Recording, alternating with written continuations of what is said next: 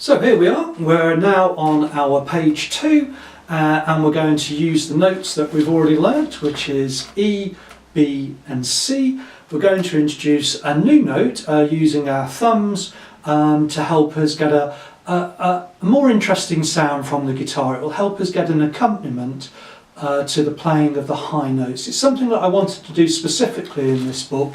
As often I've found in other tutor books, you've had to wait some time to do that, but I thought, well, there's no reason why we can't do that now. So we're going to learn to play note E, another E, but a low E this time, on string 6. So let me go through the procedure of playing that note. We talk about our right hand again, so we put our hand in the correct positions. We rest now our fingers on string 1. I often just rest my right hand ring finger, that we call it A annular, on there, but this time I'll just rest all, just to show you you can do that, it's no problem at the moment. And now the hand is nice and stable again, so our hand's not moving around, but now we can use our thumb. Just like in the previous lessons for using the fingers, we're going to play the thumb and just do nice little circles. We're not going to rest it on any other strings. We're just going to do a nice little motion. It comes down, plays and goes outwards and comes back in a little circle. Play out, so it's coming towards you on the camera, and then back, touches the string, ready to play again. So using little circles. In the music we mark this with a P, P for the thumb on the right hand. Little p means thumb for the right hand guitar player playing the strings here. You can see in the neck diagram it's of course the end string of the strings, 6 strings, the thickest string, string 6. Now in the music this is written as 3 lines off the music stave and just below it. So you can see the music stave I've written there. We've got a note E, and then you can see it's very low, so it's low. Just think low down, low E. 3 ledger lines, they're called ledger lines, 1, 2, 3, and below that it's the lowest note we play in standard normal tuning. So if you can remember, that's the lowest note, 3 lines down and below. That line sitting below, that's low E. Again, I just mentioned these tips about holding the right hand in the correct position, the fingers on string 1, holding the hand nice and steady, and just doing little circles with the free strokes, and that will get us a nice thumb sound. I'm not using part of my nail at the moment to get a brighter sound, I'm just using the flesh of my thumb. So we start off, we've got low E's in exercise 4, so we go 1, 2, 3, 1, 2, 3, 1, 2, 3, 1, 2, 3. And of course I could have said E's, E, E, E, E, 4, 3.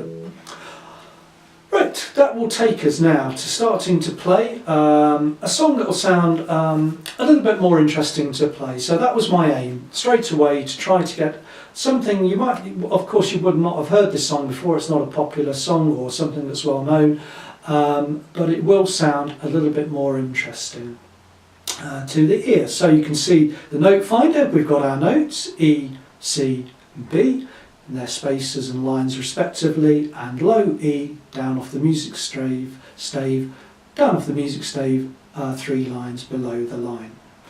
We start off with note B, so you can do index, middle, middle index, it doesn't matter. I've given some guides to help us there, but really they're just to make sure you keep walking your fingers. It's very important with the correct right hand position. Exercise 5, spaced out C.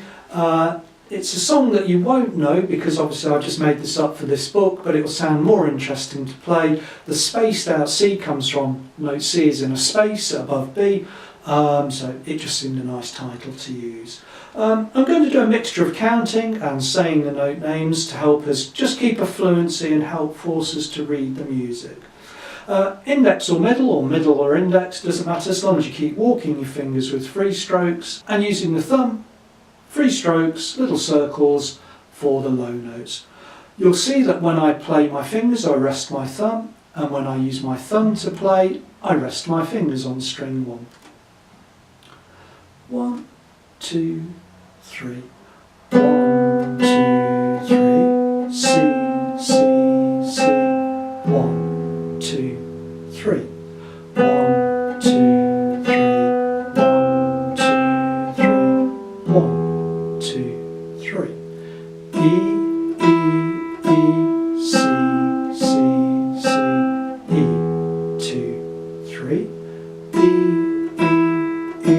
C, C, C, E, 2, 3. E, C, C, C, E, 2, 3. 1, 2, 3. 1, 2, 3. 1, 2, 3. So, just recapping there, the most important thing for me really was saying the note names when I'm playing, or counting. You can see that using this kind of verbal way of talking yourself through the song will just help keep you going. Again, the second most important point is always have, at the moment, either a thumb on the strings or fingers when you're playing. This will keep this right hand really steady, and you won't worry about when your fingers or thumbs are in the correct place. They will automatically get there. The final thing really was just to make sure that the dotted minims last for 3 beats, and therefore we don't rush the song. Well, when you get a little bit more confident with that, well, maybe you could just play that a little bit faster so it sounds a little bit more interesting. So maybe something like 1, 2, 3, 1, 2, 3, 1, 2, 3, 1, 2, 3, 1, 2, 3, 1, 2, 3. And you can see that sounds a lot more interesting. But build up to that, don't rush. Make sure you understand the notes first before trying that out. In the next lessons we're going to add more notes and start to play some more interesting songs hopefully.